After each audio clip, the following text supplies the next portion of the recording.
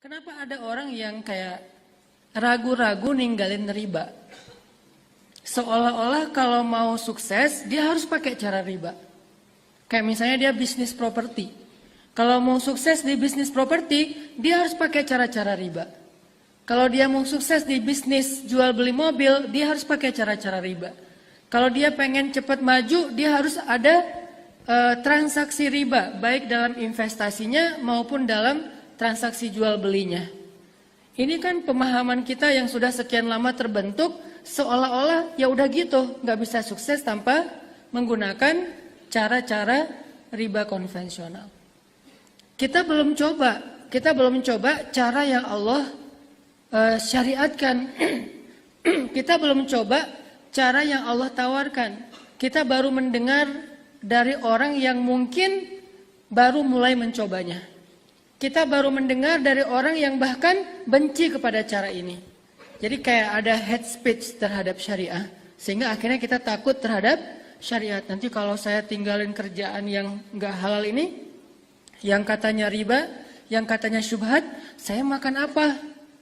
Saya nanti gimana? Dan seterusnya, seolah-olah hidup kita berakhir justru ketika kita mengikuti syariat Allah. Kan ini aneh ya. Seolah-olah kalau kita putusin, gara-gara menghindari dari hubungan yang tidak halal, terus kita jadi terkatung-katung gitu. Terus kita takut kayak nggak akan ada yang mau sama kita. Terus kita takut kehilangan seseorang yang berharga dalam hidup kita. Padahal kita nyambung juga belum tentu itu akan bertahan. Banyak banget orang yang dekatnya sama kita, jadiannya sama yang lain. Banyak nggak sih? Curhatnya ke kita, akadnya ke yang dia, gitu kan ya? Curhat setiap hari ke kita, aku kayaknya pengen curhat deh. Ya udah curhat aja, aku siap kapan aja kamu pengen curhat panjang lebar. Ujung-ujungnya dia telepon, nah kayaknya mau curhat nih, ada apa? Doain ya aku mau akad. Hah? Jadi kayak curhatnya ke kita, jadian akadnya sama orang lain, dekatnya sama kita, jadiannya sama orang lain. Itu kan banyak cerita kayak gitu. Kenapa kayak di skip aja? Seolah-olah itu nggak pernah terjadi, sehingga yang namanya pacaran sebelum akad itu ya fun-fun aja, sampai ada istilah mobil aja ada test drive, masa pasangan nggak gitu kan ya. Jadi harus ada test drive dulu, cocok apa nggak cocok dan seterusnya. Ini bukan mobil, tersinggung nggak sih kalau kalian disebut mobil? Cewek-cewek disebut kayak kendaraan doang, lalu ditunggangin terus dia pergi gitu kalau nggak cocok gitu, enggak kan? Kita nggak setuju kan dengan statement ini. Lalu kenapa kita mau untuk mengikuti cara-cara yang sebetulnya menurut Allah itu bukan kemudahan, itu kesusahan. Kesusahan yang mungkin di awalnya kita agak kejebak gitu. Kesusahannya nanti di akhir, nyesel, akhirnya nyari tower, pengen loncat, atau nyari tebing yang paling tinggi. Pengen apa Ustaz? Pengen cliff dive. Cliff dive itu olahraga air tapi modelnya loncat dari ketinggian gitu kan. Cliff diver. Dan yang paling pro tuh yang baru diputusin. Itu pro banget. Kok bisa gitu Ustaz? Ya dia diving gak muncul-muncul lagi. Nah ini artinya teman-teman, kita belum coba aja cara yang Allah tawarkan. Dengan istiqomah, dengan konsisten. Coba deh. Ini saya bandingin aja antara riba versi manusia sama riba versi agama. Kan di dalam Islam juga ada riba. Ustadz baru dengar saya di dalam Islam ada riba. Ada. Di dalam Islam ada riba, di luar Islam ada riba. Tapi beda prakteknya. Kalau riba yang nggak boleh, yang di luar Islam, itu yang kita udah ngerti lah. Transaksi riba itu kan banyak banget ya modelnya, variannya kayak gitu-gitu. Sekarang kita lihat riba versi Islam. Yang mana sih riba versi Islam dan lebih bagus? Sedekah. Sedekah itu riba versi Islam banget. Kok bisa Ustadz menyimpulkan kalau sedekah itu riba? Memang kayak gitu bahasa Al-Qur'annya. Coba buka lagi deh di juz ketiga Al-Baqarah. Yamhaqullahu riba wa yurbis sadaqat.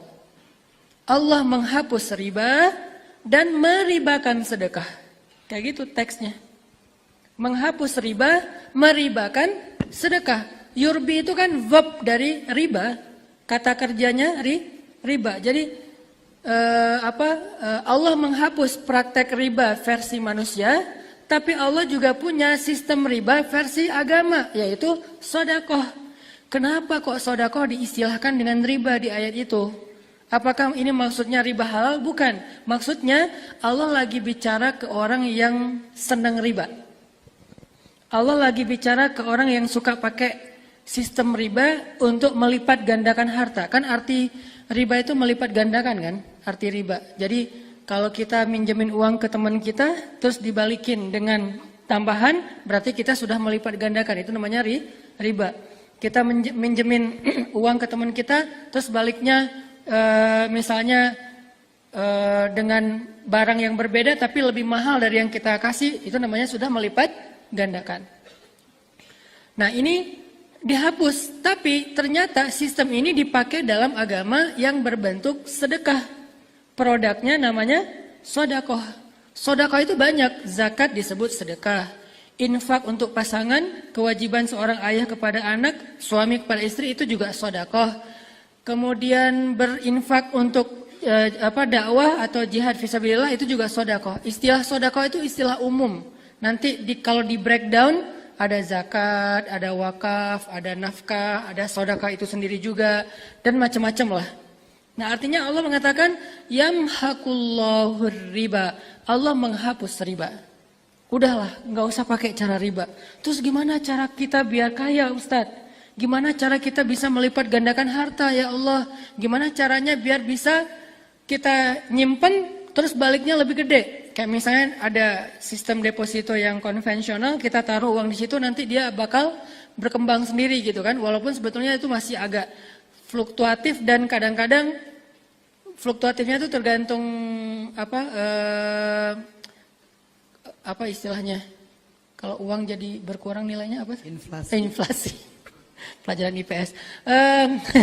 Dia tergantung dengan inflasi gitu kan. Jadi kalau misalnya kita sekarang misalnya dapat sekian ratus ribu atau sekian juta dalam sebulan, terus kita investasi di situ, angka uang investasi kita mungkin 5 tahun lagi kena inflasi nilainya udah di bawah itu kan. Walaupun kita udah untung setiap bulannya, pas diakumulasi masih lebih rendah daripada angka inflasi. Itu satu. Kedua, harusnya kalau kita berpikir lebih perhitungan lagi nih, kalau kita mau lebih detail lagi, rugi banget naruh uang segitu, untungnya segitu doang. Padahal ada cara lain kita naruh duit, untungnya berlipat-lipat, atau nggak usah segede itu deh.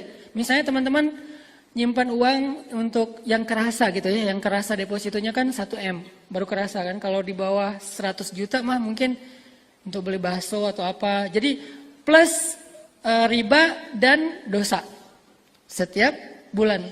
Udah riba plus dosa setiap bulan. Nah angkanya gede 1M, keuntungannya berapa? 1M itu kurang lebih sebulan sekitar 6 juta. Sebulan sekitar 6 juta, 1 miliar. Ditaruh di manusia, dibalikin setiap bulan keuntungannya kurang lebih 6 juta, 1 miliar. Itu udah gede banget tuh, jarang yang segitu. Rata-rata mungkin di bawah 5 juta, 4 juta setengah, 4 juta atau 5 juta kurang dikit. Tapi 6 juta ini saya ambil angka yang paling gede. Kok Ustaz tahu? Ya gitulah. Ustaz punya, ya pernah dulu. Nggak sampai 1M sih, cuman 1M setengah. Enggak. Cuman sekian puluh juta doang lah. Dan itu langsung kepake. Terus orangnya langsung cemberut gitu mau dipakai. Lah uang saya kenapa kamu cemberut? Gitu kan. Jadi kayak misalnya cuma dikasih 5 juta lah ya, 5 juta dari 1 miliar. Padahal kalau kita pakai cara ribanya Allah, nggak usah 1 miliar untuk dapetin 5 juta itu. Kita cukup nyumbang 50 ribu, kita bakal dapat 5 juta. Kadang kurang dari 50 ribu juga dapat 5 juta. Teman-teman kalau mau disuruh pilih, investasi 1 miliar setiap bulan dapat 5 juta atau investasi 50 ribu setiap bulan dapat 5 juta. Mau yang mana? Ya iyalah Ustaz, masa milih? Ya pastilah 50 ribu kan? Atau lebih nggak usah terlalu jauh deh biar kita nggak kaget. Investasi 5 juta dapat 5 juta atau investasi 1 miliar dapat 5 juta? Pilih yang mana? Sekarang udah nggak masalah dengan angka 1-2 kan? Udah aman ya? Udah beres kan? Sekarang kita pilih, jangan pilih angkanya, pilih nilainya. Masih ada sisa-sisa soalnya. Mau 5 juta atau 1 miliar investnya? Untungnya sama-sama 5 juta nih. Ya pasti 5 juta. Masalahnya di mana sekarang? bukan masalah pilihan itu ada atau enggak. Masalahnya kita yakin gak nih sama Allah? Masalahnya kita percaya gak sih sama sistem Allah? Masalahnya kita trust gak sih dengan janji-janji Allah? Itu doang masalahnya. Makanya sebelum kita praktekin semua syariat, nomor satu itu iman.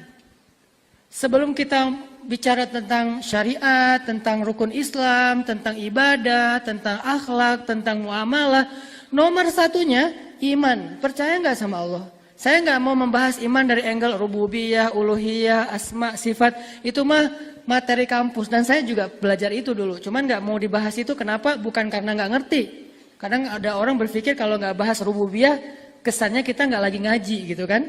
Kalau nggak bahas uluhiyah, kesannya ini kajiannya main-main. Padahal itu kan cuma istilah. Rububiyah itu istilah. Pemaknaannya apa? Libatkan Allah dalam masalah kita. Itu rububiyah bukan? Rububiyah. Apa arti rububiyah? Allah pencipta, Allah pemilik, Allah pemelihara, Allah penjaga, itu kan arti Rabb. Rabbal alamin, pencipta alamin, pemilik alamin, pemelihara alamin, penjaga alamin. Kalau saya bilang gini, kalau kita dapat masalah, minta aja sama Allah diganti dengan yang lebih baik. Kenapa? Karena apa yang sudah hilang dari kita itu bukan milik kita, milik Allah. Itu lagi bahas apa? Rububiyah, karena Allah sang pemilik. Jadi kalimat innalillah wa inna ilaihi rajiun itu adalah terjemah dari kata Rabb. Terjemah praktis dari kata Rabb. Ada orang yang ngerti istilah rububiyah, tapi begitu ada musibah dia nggak pakai teori rububiyahnya di dalam menyikapi musibah. Harusnya kayak misalnya yang saya sering cerita tuh, saya kehilangan motor Vario 19 juta, baru beli 3 bulan, langsung Allahumma ajurni fi musibati wa khluf li khairam minha. Ya Allah, saya lagi dapat musibah nih, kasih dong pahala dalam musibah saya dan beri saya ganti yang lebih baik. Ini namanya rububiyah, mengembalikan kepada Allah.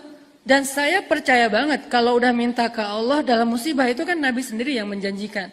Karena kata Nabi, ya Abu Salamah, Nabi ngajarin doa kepada Abu Salamah. Wahai Abu Salamah, kalau kamu dapat musibah, bacalah doa ini. Dan demi Allah, kamu tidak akan merugi karena Allah pasti akan mengganti musibahmu dengan yang lebih baik. Abu Salamah pulang ke rumah, ngajarin doa ini kepada istrinya, Ummu Salamah. Lalu ketika Abu Salamah meninggal, itu kan musibah kan ya buat seorang perempuan. Dan tidak ada musibah yang lebih besar bagi seorang cewek daripada ditinggalkan suaminya wafat.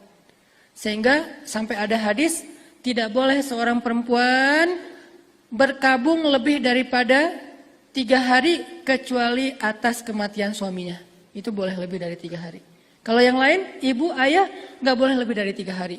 Dia udah harus mulai aktivitas lagi, walaupun tetap sedih, cuman gak ada dalam rangka berkabung. Kalau suaminya boleh 3 hari lebih. Kenapa? Karena memang gak ada yang lebih musibah daripada wafatnya seorang suami. Nah, ketika Abu Salamah meninggal, Ummu Salamah ingat dengan nasihat Abu Salamah doa ketika musibah. Dia baca, ya Allah, beri saya pahala dalam musibah saya, beri saya ganti yang lebih baik. Langsung, astagfirullahaladzim, salah ngomong, minta ganti yang lebih baik. Tapi kan doanya emang gitu. Ummu Salamah terlanjur mengucapkan, akhirnya Ummu Salamah bilang, ya Allah, siapa yang lebih baik daripada Abu Salamah? Kan Abu Salamah itu suami ideal banget, penyayang, bertanggung jawab, orangnya baik hati, pokoknya udah sempurna lah. Setelah selesai masa iddah Ummu Salamah, datanglah laki-laki yang lebih baik daripada Abu Salamah melamar Ummu Salamah. Dialah Rasulullah SAW. Baru Ummu Salamah percaya Allah benar-benar mengganti dengan yang lebih baik. Ini jangan lihat dari angle subjektif ya. Saya nggak mau kayak gitu, Ustaz. Saya nggak bakalan ngajarin doa itu ke istri saya. Nanti saya meninggal dia doa itu yang datang misalnya siapa? Ustaz Abdul Somad. Kan bahaya gitu kan ya. Jangan deh. Jangan diajarin ya. Ini cukup, saya juga nggak ngajarin ke istri saya. Biar saya, cuman dia taunya dari YouTube. YouTube siapa? YouTube saya. Sama aja. Jadi ya Allah lebih tahu lah yang terbaik ya. Kita nggak usah khawatir dengan keadilan Allah.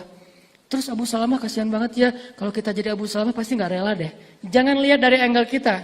Karena Abu Salamah ketika mengajarkan ini tahulah konsekuensinya. Dan Allah maha adil. Nggak mungkin hambanya yang mengamalkan sunnah Nabi terus jadi rugi, nggak mungkin. Nah ini artinya apa? Percaya nih, kalau dapat musibah berarti mau diganti yang lebih bagus.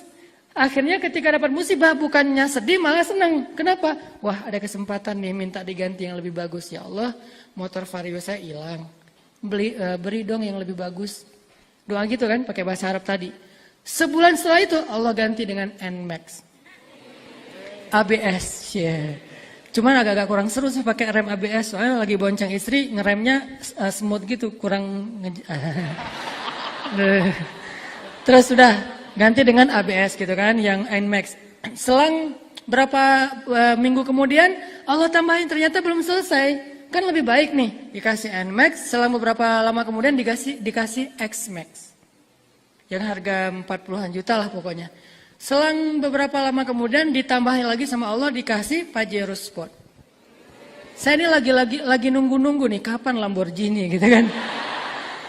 Jadi intinya teman-teman lewat jalan apa Ustadz? Ya Allah punya banyak jalan dong. Yang penting kita nggak mengambil hak orang lain, nggak meminta-minta, nggak menzolimi orang lain. Yang jelas mau lewat dagang, mau lewat hadiah, mau lewat apapun Allah yang lebih tahu. Yang jelas kita ikhtiar. Intinya adalah nggak akan mungkin orang yang percaya sama Allah itu nyesel tuh nggak mungkin. Yang dibutuhin tuh pertama adalah percaya nggak kita sama Allah. Bahwa investasi 1 miliar untungnya 5 juta per bulan, kena inflasi pula. Yang satu lagi investasinya 5 juta, untung juga 5 juta. Minimal tuh, saya nggak percaya untungnya 5 juta. Saya percaya untungnya berkali-kali lipat. Kenapa? Karena Allah sendiri yang mengatakan, hal jazaul ihsan illal ihsan. Adakah balasan kebaikan kecuali kebaikan yang berlipat ganda, yang lebih baik?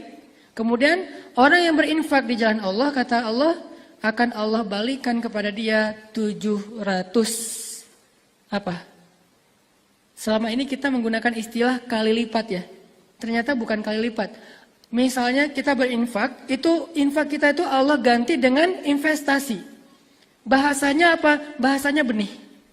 Yang namanya benih itu apa? Tumbuh. Kemudian dari benih itu tumbuh menjadi sekian. Dari sekian menjadi sekian. Dan bahasa kalimat terakhir di ayat itu apa? Yarzuqu may yasha'u bighairi hisab. Allah membalas seseorang tanpa batas. Tanpa batas. Unlimited. Tidak ada batas. Berarti kita kalau misalnya mau dapat lebih daripada 5 juta, kita mending sedekah aja Ustadz. Ya, untuk dapat 5 juta itu nggak perlu sedekah 1 miliar. Sedekah 50 ribu juga dapat 5 juta. Caranya gimana Ustadz? Saya udah coba 50 ribu tapi nggak balik tuh 5 juta. Nah, ntar dulu. Kita perlu mengkonversikan 5 juta versi sedekah. 5 juta yang dari riba, uangnya berbentuk cash atau berbentuk saldo di rekening. Lebih sering saldo atau cash? Saldo di rekening dong. Kalau kita invest misalnya deposito, masuknya dalam bentuk apa?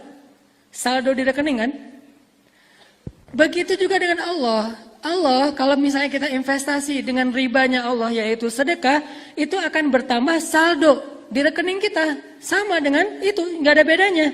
Kenapa yang ini kita minta cash, yang itu kita puas dengan saldonya doang? Nggak fair kan? Yang di bank asal muncul angkanya kita merasa udah dapet. Yang di sini kalau belum ada cashnya kita ngerasa ditipu sama Allah. Ini nggak fair nih. Kalau itu ngasihnya angka di saldo, ini juga boleh dong ngasih angka di saldo. Masalahnya saldonya ada di mana? Saldonya disimpan di sebuah buku yang terjaga, namanya Lauhul Mahfuz. Namanya Lauhul Mahfuz. Lembaran, lauh itu artinya lembaran. Lauh jamaknya alwah. Lembaran yang mahfuz, yang terjaga, tersimpan. Nggak ada yang boleh nambah kurangin angkanya. Nggak ada yang boleh coret-coret. Nggak ada yang bisa nge-crack atau nge-hack. Benar-benar mahfuz, terjaga. Wah, tapi kan nggak bisa dipakai. Bisa, sama dengan saldo di rekening bank kita. Kalau kita pengen pakai tinggal gesek. Kalau kita pengen pakai tinggal apa misalnya? Tinggal transfer online banking kayak gitu.